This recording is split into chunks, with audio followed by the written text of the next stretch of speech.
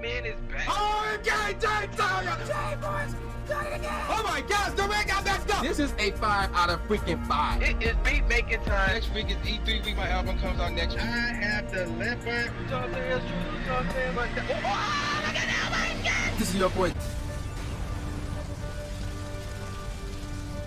All right, ladies and gentlemen of the YouTube citizens, y'all know who this is. This is your boy Dash True Inferno. Back at it with another Call of Duty Black Ops Cold War video for you guys. And we got some NBA news to discuss right here. And actually there's two. I'm going to probably save this one for next week. So, the playoffs going on right now. You know, last week, I think that's when the playoffs started. And the playoffs been good. It's been really, really good. I've been watching most of the games that I can. They've been really exciting to watch. Oh my gosh. But another thing that's been talked about, well, you know, until like a few days previously, I guess, I don't know, it kind of died out a bit. But it could spark back up at any second, at any time. Look, I'm watching a playoff game right now, and it could be sparking up as we speak.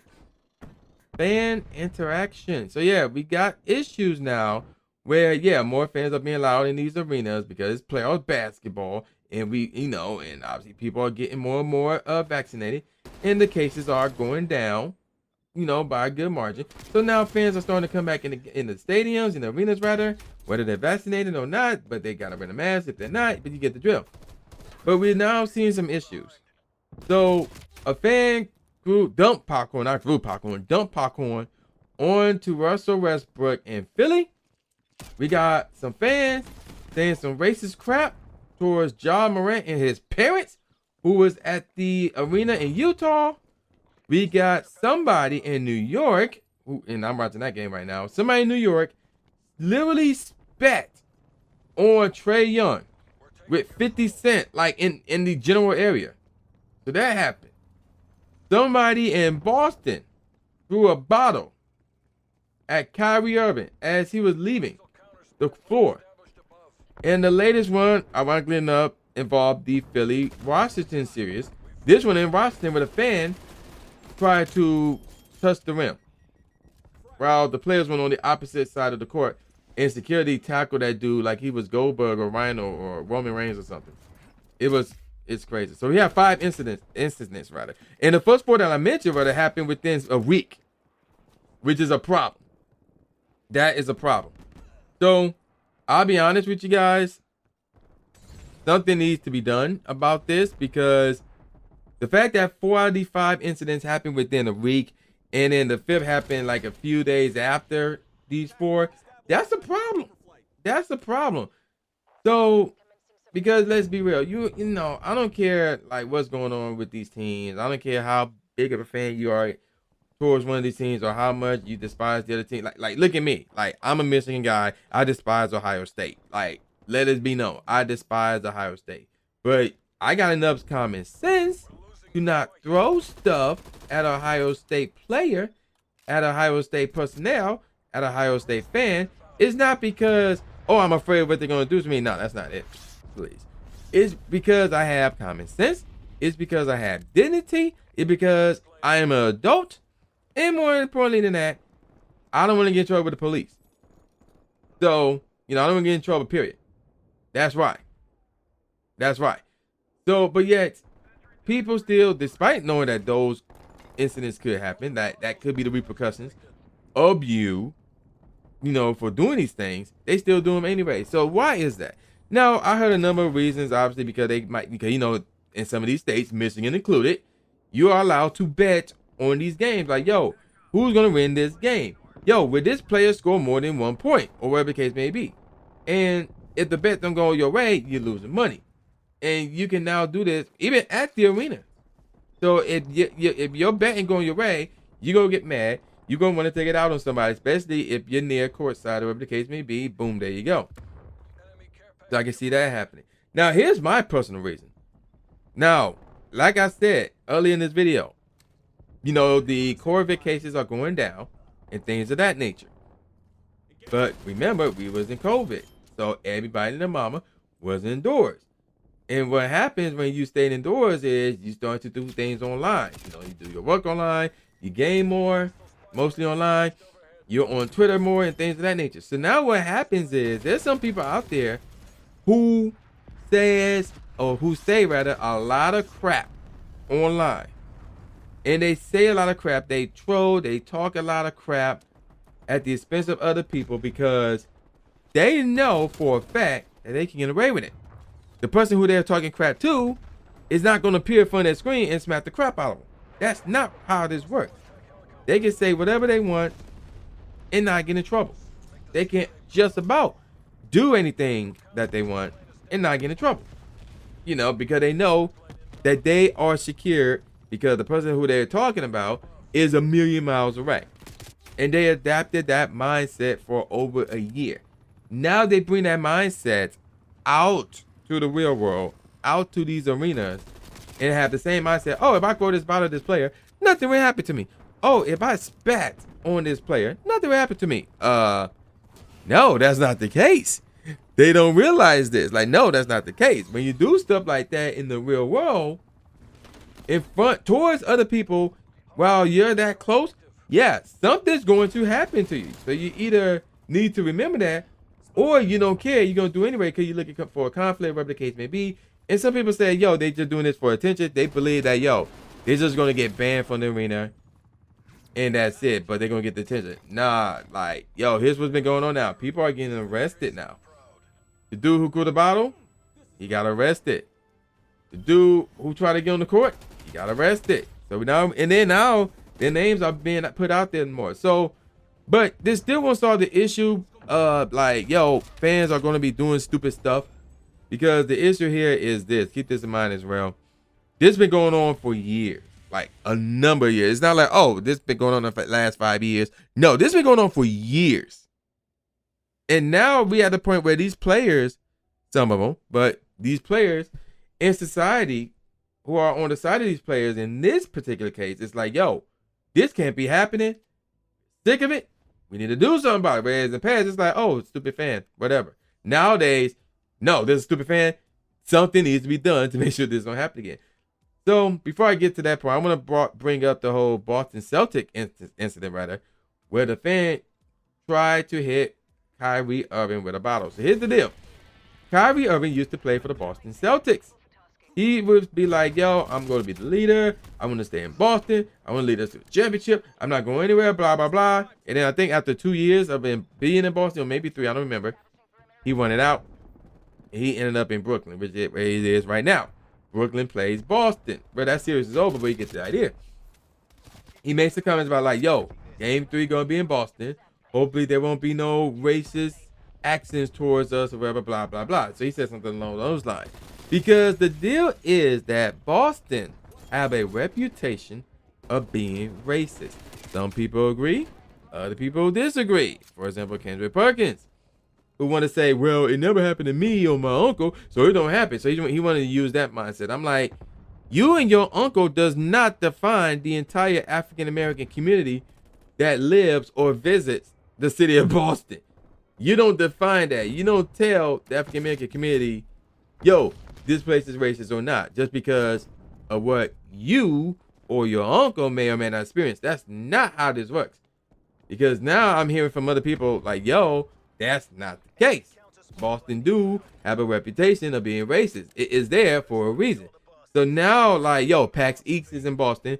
Like, one of these days, I do want to go to PAX East, but at the same time, I'm like, if I go there, I'm going to be extremely cautious. I'm going to be sure to roll with a group of some kind that I know.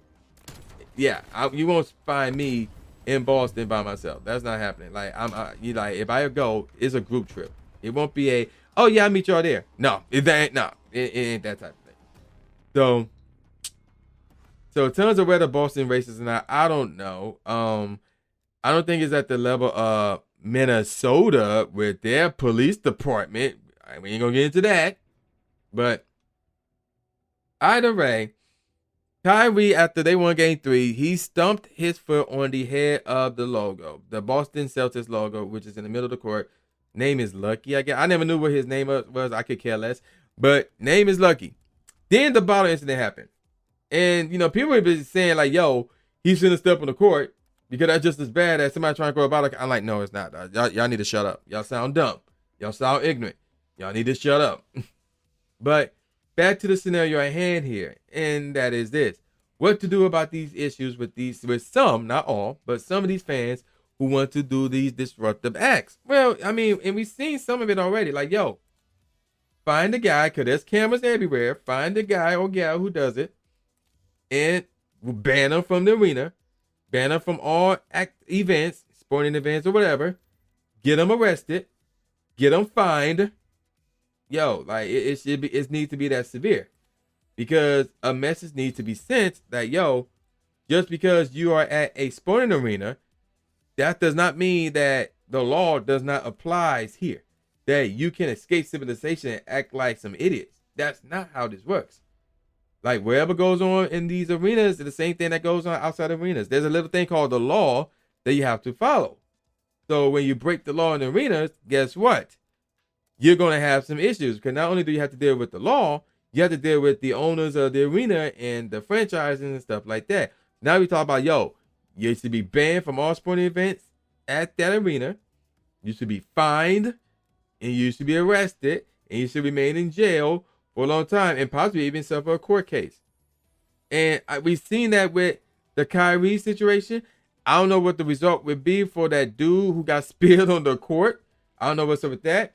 And the other three instances prior to those, or, you know, outside of those two, I think the fans involved are banned from those arenas indefinitely at the least. Now, even though Trae Young, even though he was spat on, he said he didn't want to press charges, things like that. Keep in mind, somebody's spitting on people, and we're still in the middle of a pandemic. Again, it's going down because everybody getting vaccinated, but still, the pandemic is still here, and you want to spit on people? Like, what is that? So there's that. But he's still, you know, he's still banned from the arena, and he might be arrested. I don't know. You know, those two instances, they might, I know for the very least they're banned from the arena. But yeah, whatever happens, they need to be fined, banned, and arrested.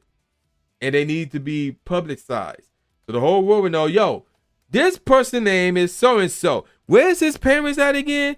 This is what your son or daughter did, and here's what they got to face now. They got to pay X amount of money. They're going to spend X amount of days in jail, and they're now banned for life from this arena.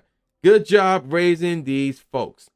So, yeah, they need to be public, because somebody made this a good point as well, because if this was a player that does some things like this, yo, the media would be all wrong. Yeah, their face would be posted like mug shops and all that stuff. But when it comes to the fan, oh, that's confidential. Nah, that need to change too.